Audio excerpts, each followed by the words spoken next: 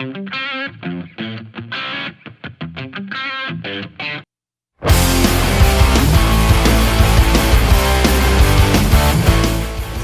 here today with Ben Folks, and he's going to be riding the top thrill dragster. Ben, please tell me how you feel. I'm freaked out very badly.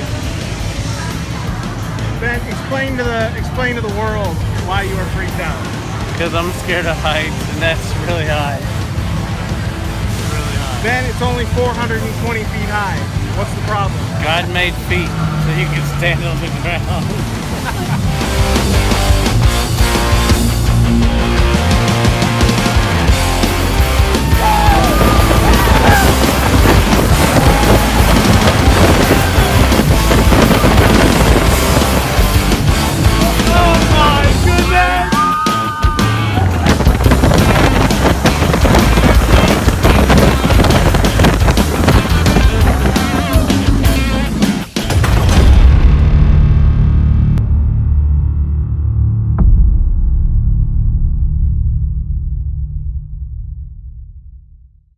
Oh, we should give Ben a big hand, don't you think?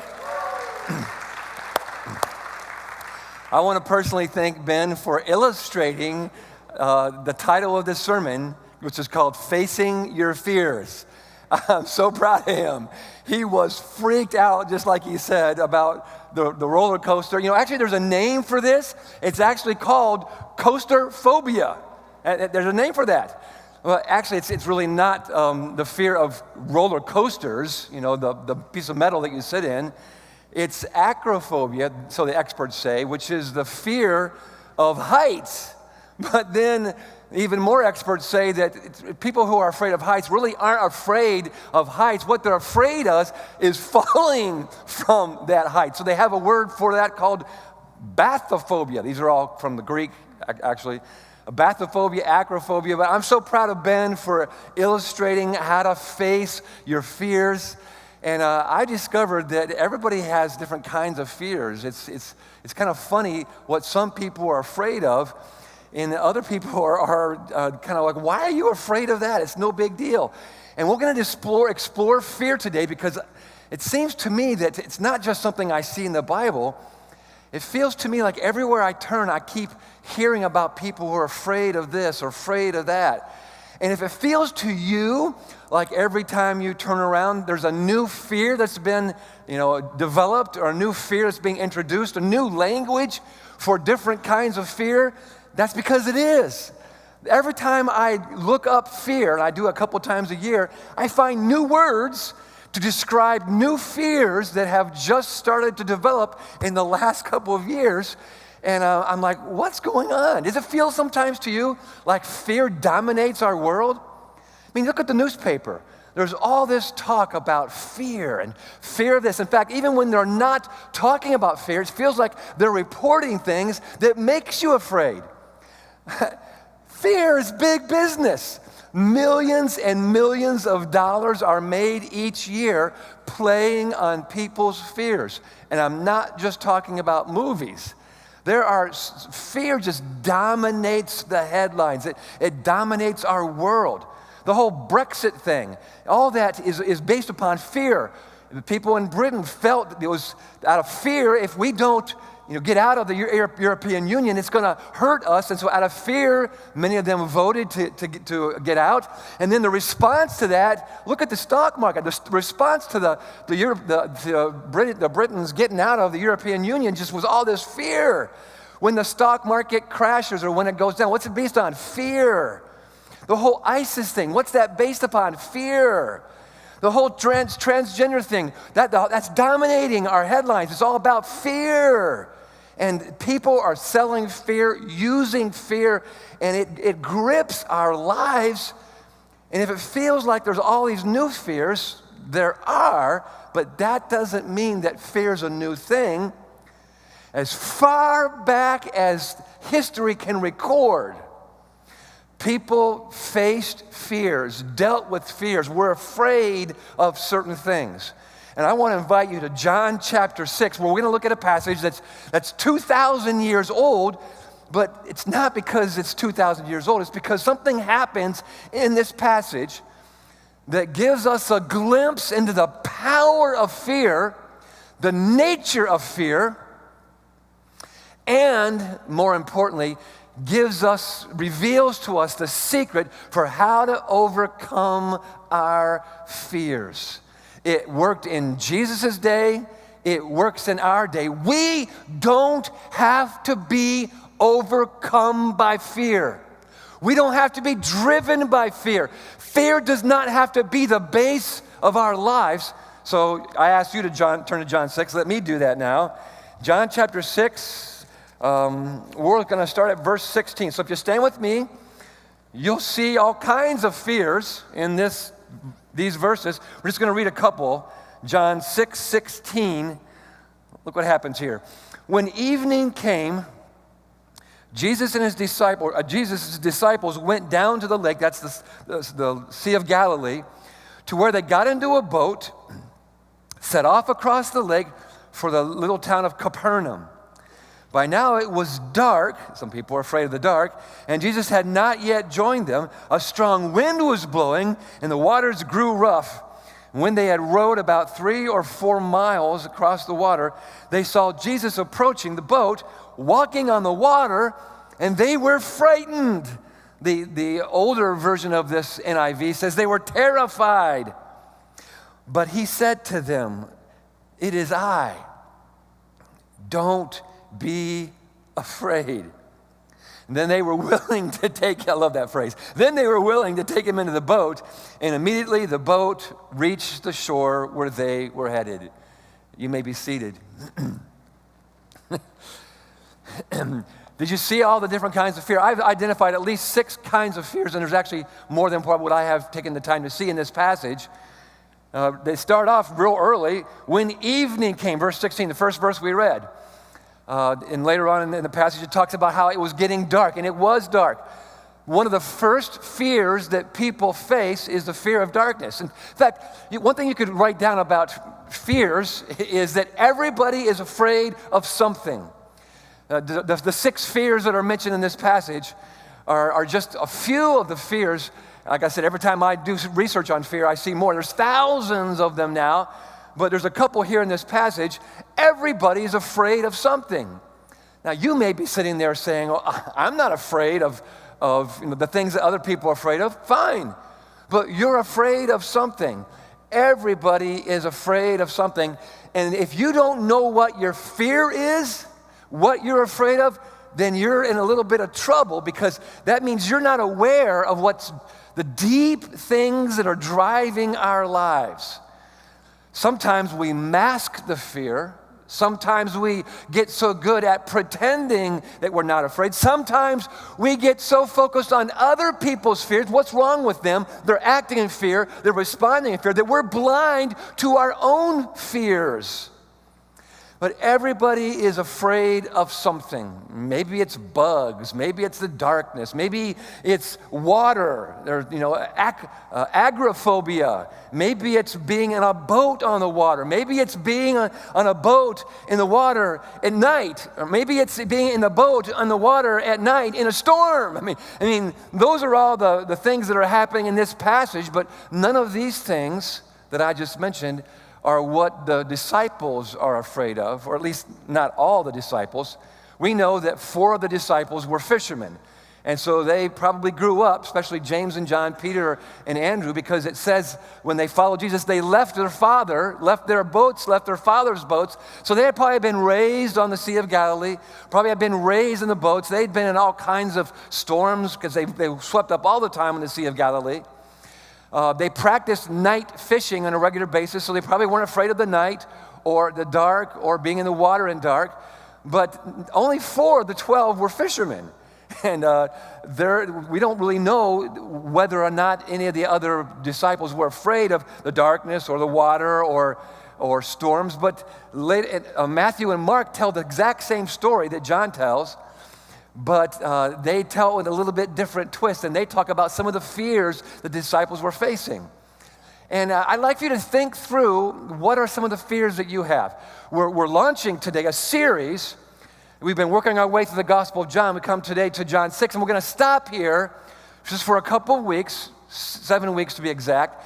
because I see fear happening in so many people's lives. I want to spend more than just one sermon on it.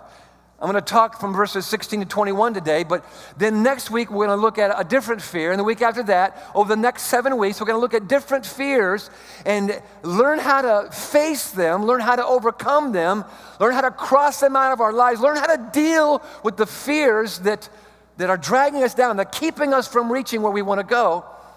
Because whether you're a young person who is reaching out for goals, or whether you're an older person who looks back and you've got fears, or whether you're afraid of dying, or fear of getting old, or fear of not getting a job, or fear of whether or not you're going to be accepted or rejected, all these fears run our lives. And again, it may not be something that you're thinking about. I'm afraid of rejection, though some people say that. But while most people deal with the fear of rejection, a lot of people have it happening way down underneath. And they're lashing out, or they're powering up, or they're literally running away from, or their shyness. All of these things are just symptoms of that deep fear of rejection. Some of the most successful people in the world, business, sports, church, academia, some of the most successful people that you know, some of the most successful people in the world are successful because they are driven by fear. They would never admit that. They would never announce that. And in some circles, it's terrible to talk about your fears. But that's what drives them to be successful. That's what drives them to power up in certain relationships. What drives them to run a business and to be successful, to get their name in lights, to beat everybody else on the court, to beat everybody else on the field. They're driven by the fear of failure, or the fear of rejection, or the fear of I won't be seen as important, or the fear of not being thought of in an admirable way. I mean, all these fears are driving our lives. Last week when I announced the summer blitz and explained what that was, that because God has been blessing us, we're going to launch out and doing some of the renovations a little bit earlier. But because God's been blessing us, we're going to work harder to reach people for Christ. Because of God's blessing, it's going to create some changes in people's lives. In the Elyria Auditorium, we talked about how we're going to move into the RNC. When I talked, just for the summer, when I talked about the B for Blitz, it means that we're going to do the Bs. Some of you are like, I don't do the Bs. Some of you don't know what they are. The B of Blitz is what we call the 5 Bs here. Build relationships with people who don't know Christ. That's what terrifies so many of us. Building relationships with people in our neighborhood. Building relationships with people that we don't know. And then, bringing them to church, helping them belong, build, bring, belong, helping them believe, sharing our faith so people come to Christ, and then helping them become more like Christ. Those 5 Bs, that's our strategy as a church. We want to keep doing that. I've discovered that the 2 biggest fears of the Bs are the first one and the fourth one. Building relationships with people just terrifies people. And then the fourth one, believing, sharing our faith, telling somebody else how to come to Jesus Christ. 2 of the 5 Bs don't happen in many people's lives in our church because of fear. So some of you last week were, I can't do that. When we talked about moving to the RNC here in the Elyria campus, some of you are afraid of change. I only go to one place. I only go at one time. I can't go to church at 8:15 or 10. I can't change. Some of us, they actually have a name for fear of change. It's called metathesiophobia. Meta, which means change. Thesiophobia, it's another 3 Greek words all slammed together. They have a name for fear of change because so many people are afraid of change. So we just want to face our fear. Don't be afraid of change. Let's go down to the RNC and let's be excited to worship together. And those of you on Avon Lake and Vermilion, be excited for what God's doing here. And all of us and all of our campuses, let's all commit ourselves to practicing the B's, to building relationships with people this summer. And I want to get a loud amen, right? Building relationships with people this summer. Actually, you did better than I thought you would. Good for you. I thought you were going to go, amen. Good for you. Now, I hope you bring that same enthusiasm when you realize, I really don't know my neighbor. And every time Pastor Jim talks about building relationships, I'm like, I can't do that. Maybe you tried it one time and you just made a fool of yourself. You're like, I have the fear of becoming a fool, or being looked like a fool. It's also the fear of rejection. I'm going to talk some about my fears in this area later on this summer. Because we have so much to talk about, so much to learn about the different kinds of fears. Let's be men and women of faith so that when God calls us to do something that might involve change, or it might involve changing our routine or changing things more comfortable, let's just embrace it, right? Let's be people who are embracing the new things that God is doing. Because one of the famous phrases of the Old Testament and New Testament is God saying, behold, I do a new thing. I'm singing a new song. Sing a new song, Lord. All these new things that God's doing, but new means change. So let's just kind of say, I want to be a person who embraces the change that God is bringing in my life or in the life of the church that I love. But those of you who would say, well, I have no fear of change, that's awesome. Everybody has different kinds of fears. You can write that down as kind of a second point. While everybody is afraid of something, we discover that everybody's fears are different. And as I said, even in this passage, the kinds of things that maybe some of the disciples might have been afraid of, being in a boat that's rocking, it's not a big boat. They didn't have big boats on the Sea of Galilee. So it's a little boat in shallow water, being rocked and driven by the wind and driven by the waves. Maybe some of the disciples are freaking out. Some of them weren't. Everybody's fears are different. But as we work our way through this passage, we see a word that stands out in, verse 19 that captures this kind of a paralyzing fear. See, it says, by now it was dark and Jesus had not joined them. A strong wind, I'm in verse 18 now, a strong wind was blowing, the waters grew rough. And when they had rowed about 3 or 4 miles, they saw Jesus approaching the boat, walking on the water. And here's our phrase, and they were frightened. I love the New International Version most of the time. But every once in a while, they'll translate a word or a phrase that I'm just like, why did you use that word? This is one of those times.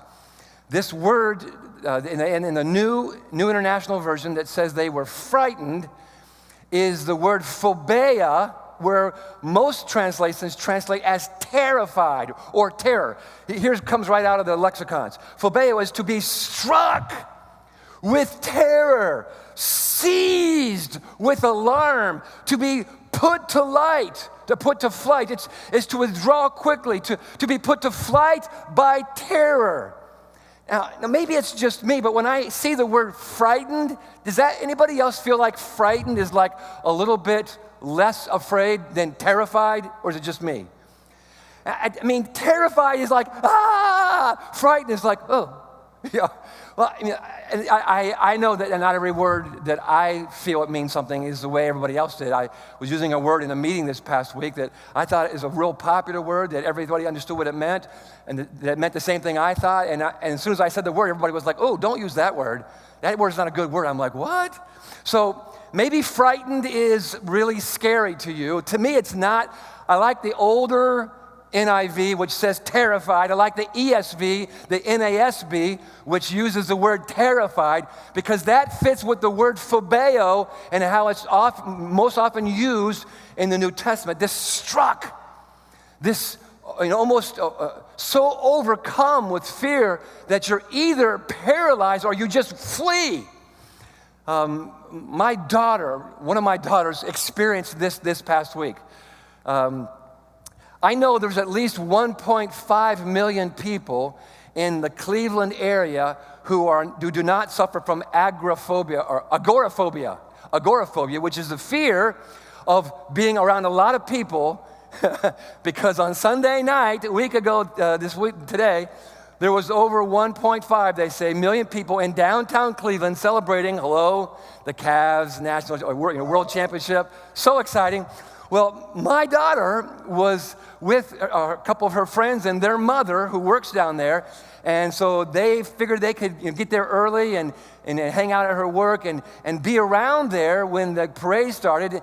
And so she's down there with all of her friends. And about 5 o'clock, after the parade is all over, many of you heard there was gunshots somewhere around East 4th and I think Ontario.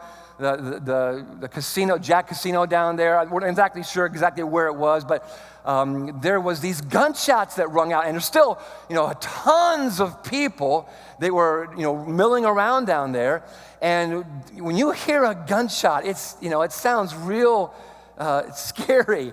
And I think even more so today because crazy things happen in, nightclubs and schools and parks and stadiums, and just gunshots start ringing out. And we live in a world where people bring guns and just start shooting into crowds of people. So in a sense, we should be afraid of that. But my daughter was apparently very close to where the gunshots rang out. And when they rang out, there's two of them. She got her attention. Next thing you know, she sees this mass of people running. And she said they had hysteria on their face. So she heard the gunshots. She saw the terror on their face. They're running. She's like, I'm going to get run over. And instantly, she was struck with fear. And the whole group just turned around and started to run. And when she told me where she ran to, I said, no, you didn't run that far. You would have had to gone down through the flats, across this bridge. She ran to this area called Tremont. It's a long ways from where she was. And I'm like, there's no way you ran to there. She named the place, and I look up on the map. Yep, it's in Tremont. She ran over a mile. Just I'm out of here. And she calls me. I'm in a meeting. I didn't pick up the phone call. I'm not sure I even saw it. She called my wife. She was in a meeting. She called my son, who was also down in Cleveland, and he wasn't that far from the gunshots, though they weren't together. And my son said he heard she left a message, and the terror in her voice he said, I wasn't sure whether she was laughing or crying, and then I realized she's sobbing with a tone of voice that he has never heard in her. Why? Because she heard the gunshots. She saw the terror on people's face, and she saw the mass of people running with hysteria toward her, and she got caught up in the fear and be put to flight by terror. Well, when I heard about it later that night, I'm like, fear started rising up in me because my daughter was in trouble and I wasn't there for her. I didn't pick up the phone, and I'm like, what could have happened to her? And later, we found out that people were saying, that 2 people were shot dead, through these shots. But in reality, that was fear-mongering that got out of control. A teenage girl got shot twice in the leg. That's a big deal, but that's a completely different thing than 2 people being shot dead. But this is the nature of fear. It causes you to run. It causes you to imagine things. It causes you to repeat things. It causes you to just do things you would never do because you are so struck by phobia that it takes over your life. And my daughter's not a fearful person, but she said, Dad, I just kind of lost track of time. I lost track. I can't even tell you some of the things that happened. I have a hard time telling you where the path that I went because I was just terrified. That's why I got the map out, and I said, if you were here and you landed here, you had to go through the flats. You had to go run down. She goes, yeah, I remember running down and then running up. I'm like, oh, my goodness. And I don't know if you've ever been that afraid. I'll tell a story later on in this series about a time where that happened to me. It had to do with what I thought was the rapture coming. Terrified.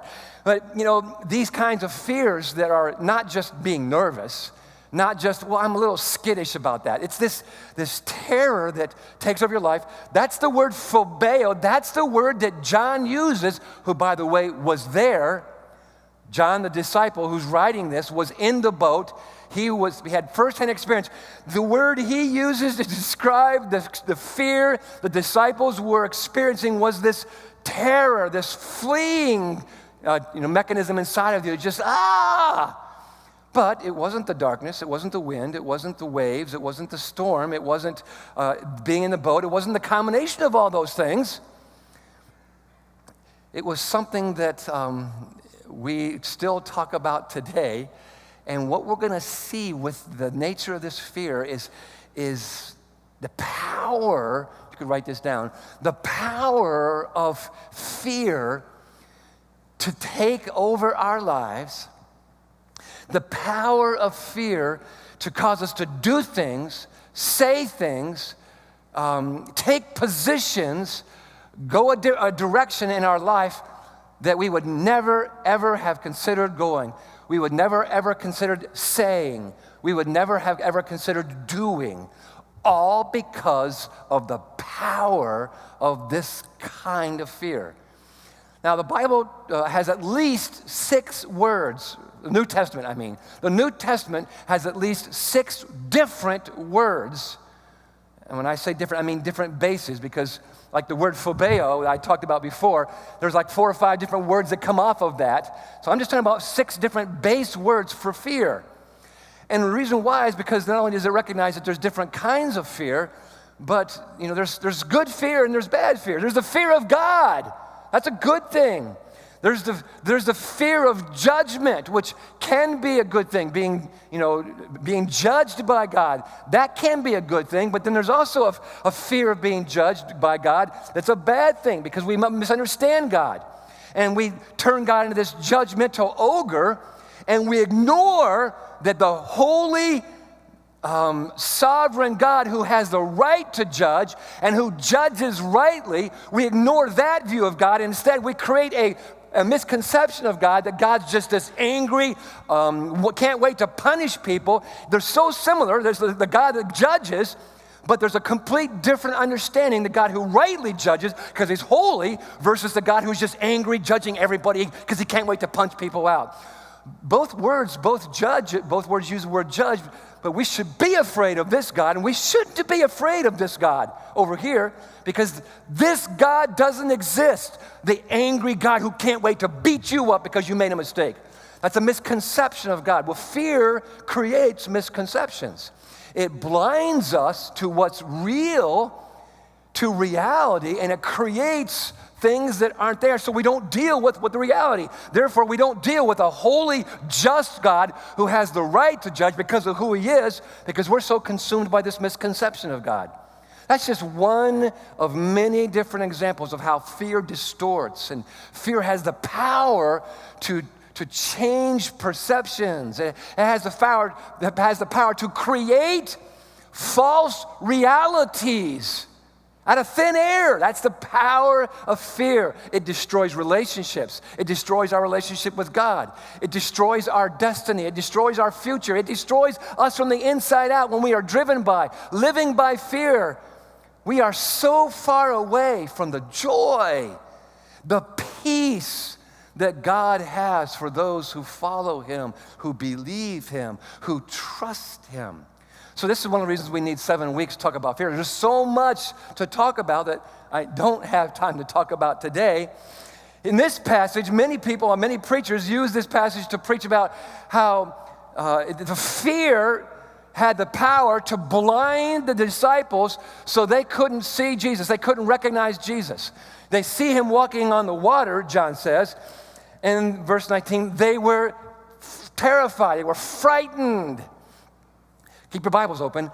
That's good preaching, that fear blinds us from seeing Jesus.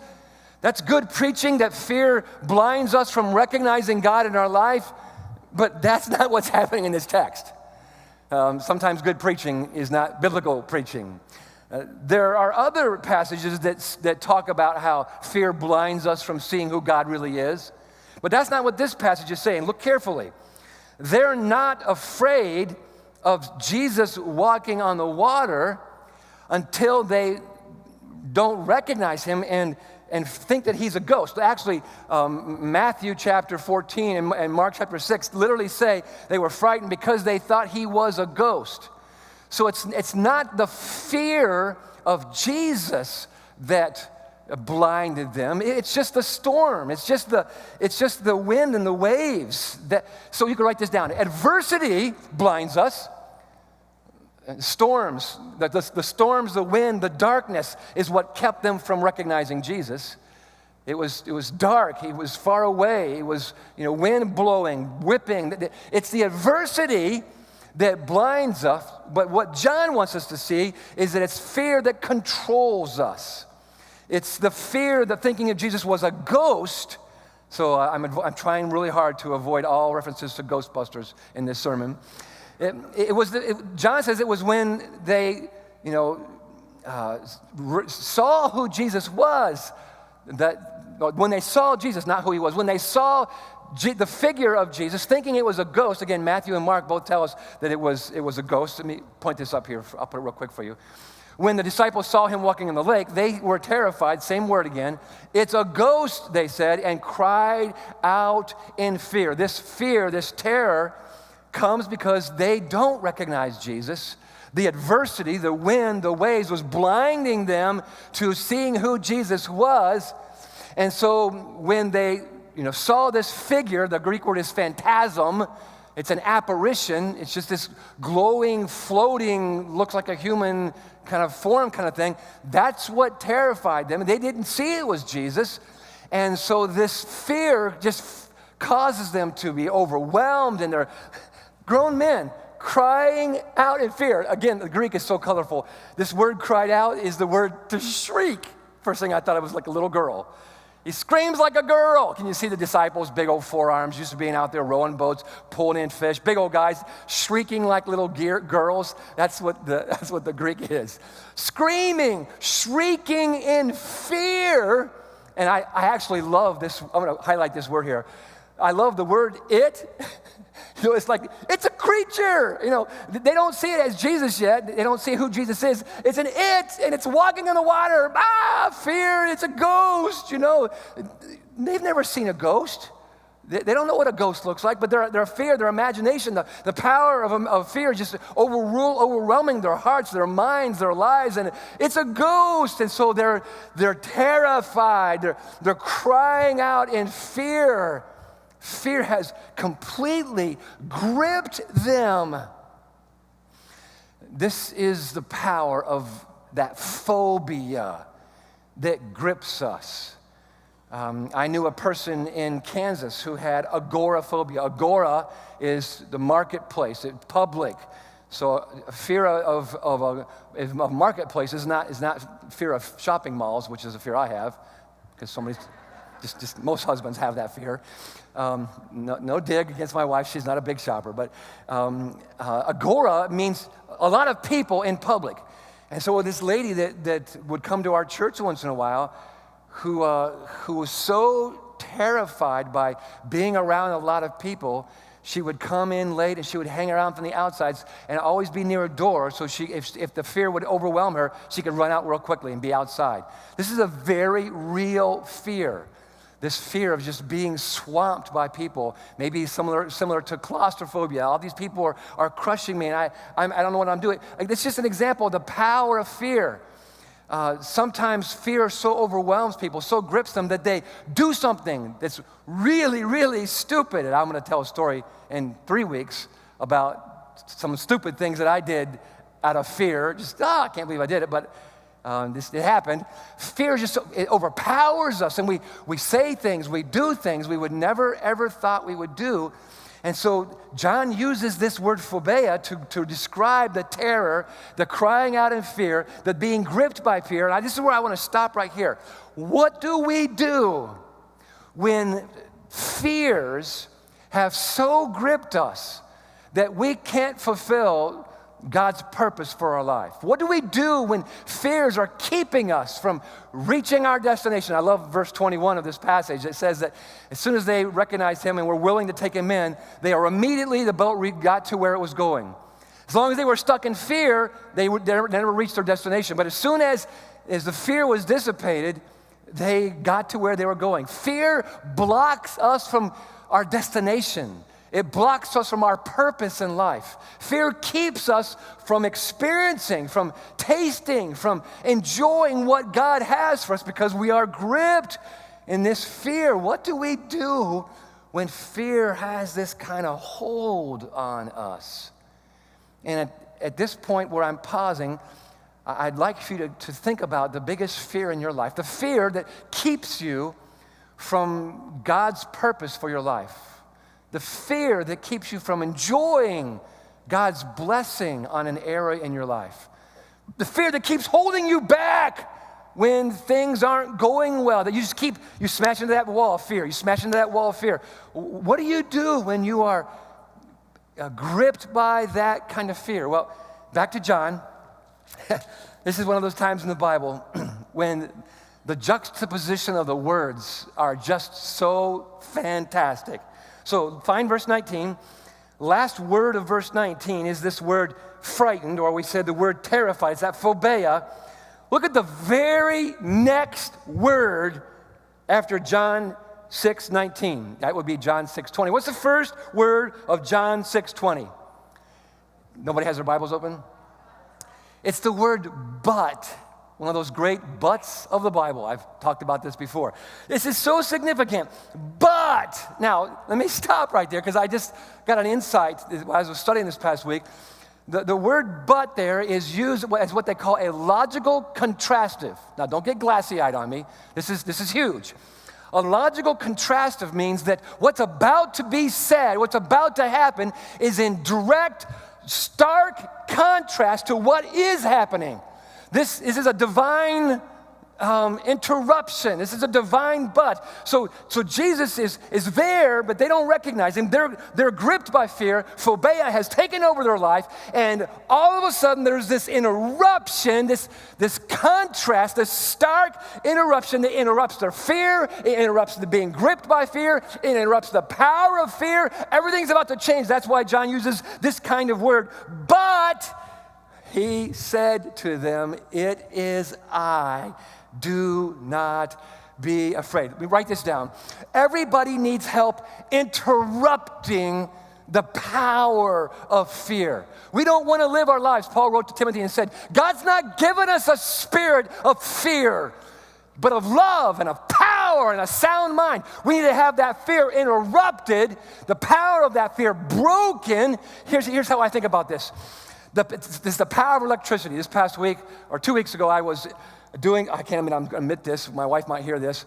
I was changing the kitchen light without turning off the power. Go ahead, say it. You're stupid. I know.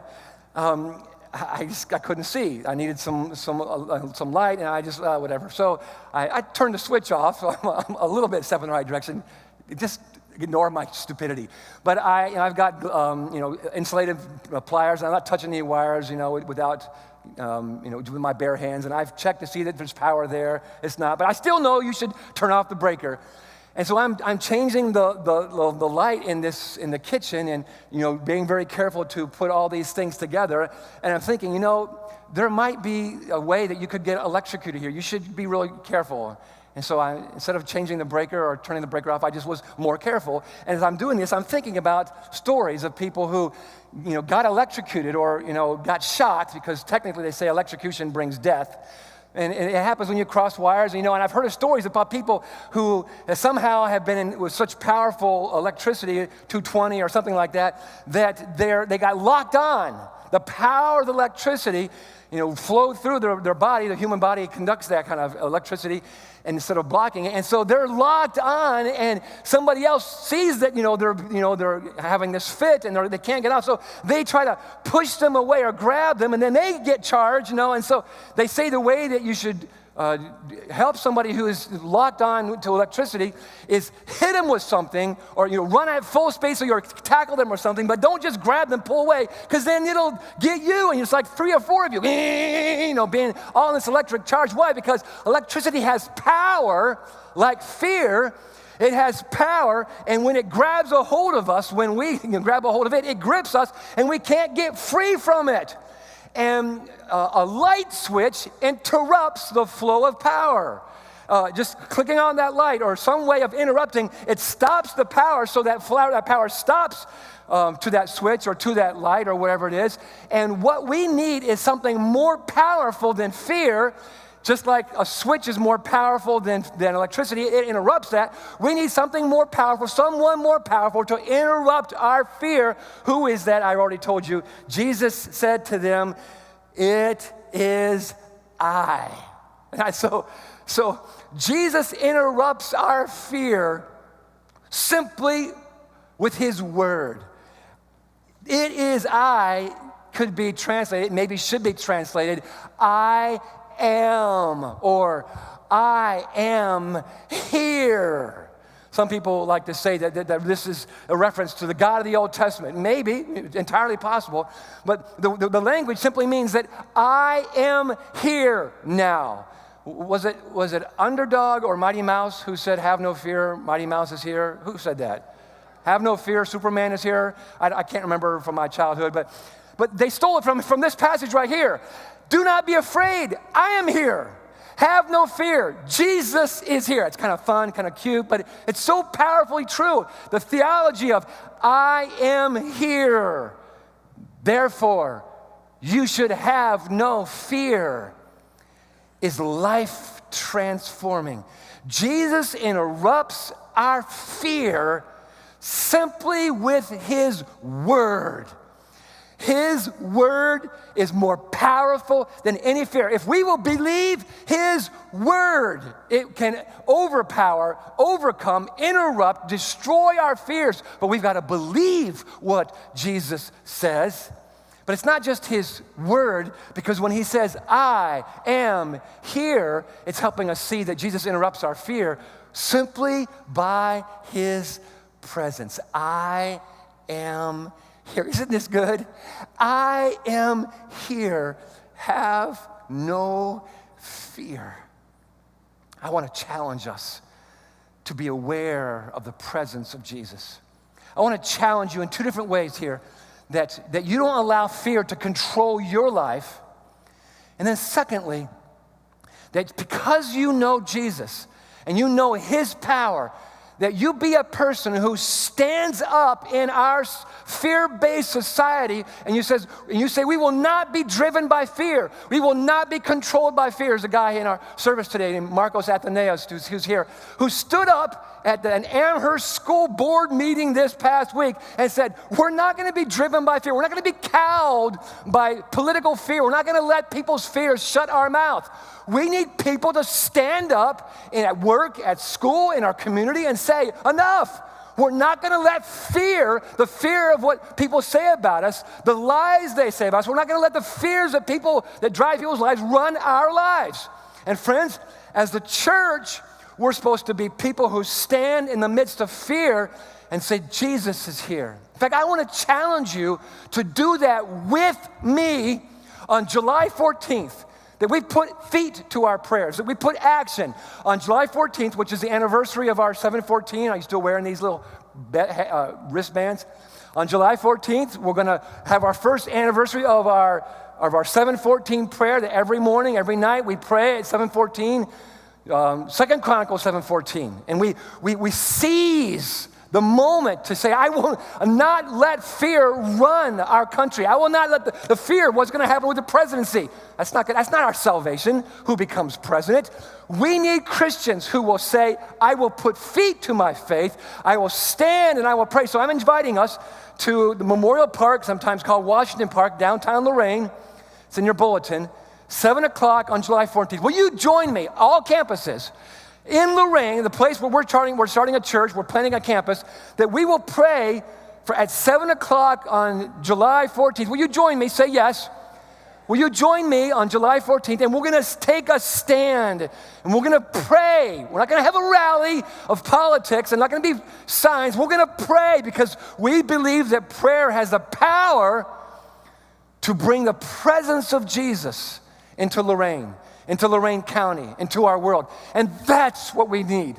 Yeah, I'm going to vote. I have no idea who I'm going to vote for, but I have no hope that the President of the United States is going to change America for the better. It's Jesus, his presence. And it's Christians filled with faith, filled with the love that casts out fear, who instead of just sit on their butts in churches, get out and start loving and acting and praying and getting together. Can we do this? I'm getting excited about that. That's July 14th. Make sure you come to that. Why? Because Jesus says, I have a habit of interrupting fear with just my word, with just my presence. That's how powerful the presence, the word of Jesus Christ is. And this is what, why people say that the I am is a reference to the God of that's pictured in the Old Testament, same God, that he is the I am. He is Yahweh. I'm here. Don't have any fear. In fact, one of the most loved passages in the whole Bible, Psalm 23, paints this picture. David says, even though, don't stop there, just think about it for a second. Even though I walk through unbelievable difficulties, the valley of the shadow of death, where I'm afraid that I might die, big fear. Even though I walk through the valley of the shadow of death, I will not fear. I will fear no evil. Why? Because I am is here. I will fear no evil, for you are with me. You can write it down. I will fear no evil, for you are with me. Write it down, memorize it. I know most of you had this memorized, but think about it. Throughout this series, throughout this day, throughout this week, Jesus is with you. I will fear no evil, for you are with me. In fact, you've already got it memorized. Close your eyes with me in all of our campuses, and let's say this phrase together. Say it out loud.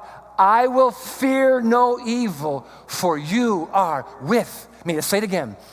I will fear no evil, for you are with me. And when you say it, emphasize different words. I will fear no evil, for you are with me. I will fear no evil, for you are with me. I will fear no evil, for you are with me. I will feel no evil, for you are with me. You're here. And God, my prayer for everyone hearing my voice right now is that these words, the reality of these words, would so grip us. It would interrupt the fear that controls us. It would interrupt, it would break the power of fear in our lives.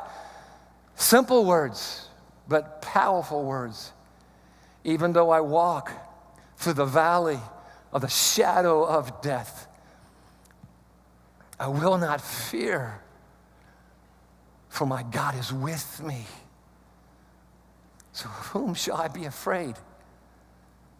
Lord, today, this week, this series, break the power of fear in our life. Help us to see that we don't need to fear, for you are with us. You know the fears that run our lives. We bring them to you. God, we need you. Break the power of fear. Interrupt it. Speak your words of power and presence in each one of our lives. In this moment. For we pray in Jesus' name, amen.